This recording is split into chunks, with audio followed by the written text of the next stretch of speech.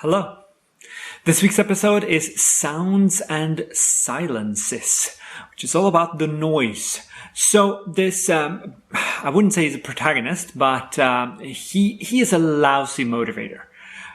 Just going out and yelling at people and then retreating into your office is not a good way to keep people's spirits up. And of course, his entire office detests him and the way that he conducts his business. Apparently, he's successful at it, but people aren't happy. So this episode is directed by Richard Donner.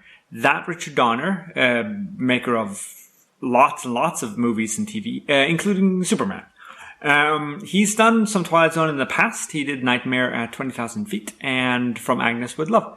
So this is not his first go-around. I actually didn't know that he made Nightmare at 20,000 Feet when I looked at it, but sure. It's great to see him here anyway. There's a bunch of records with noises on them, including bombings of Japanese islands during the Second World War and stuff. And he has this record of airplanes taking off from the USS Hornet. And I was going, that doesn't sound like the name of an aircraft carrier. So I looked into it, and it is indeed, it was a ship. And there is now a new class, well, it's not that new, but it's a class of carriers called the Wasps in the US fleet as well. So bugs all around, I guess.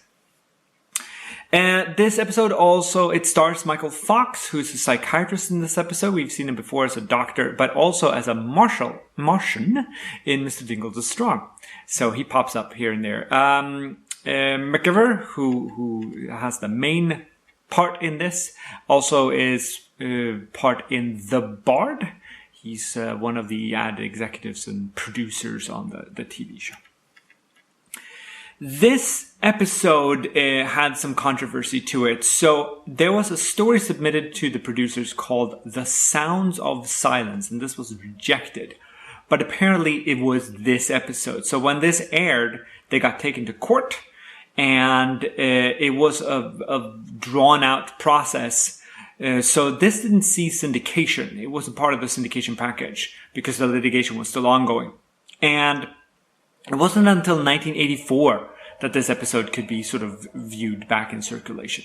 The lawsuit itself was in the end settled for like $3,500, which is not a lot for a TV episode that millions of people get to see.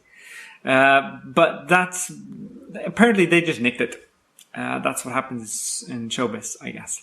Next week is Caesar and Me. And I look forward to seeing you then. Take care now.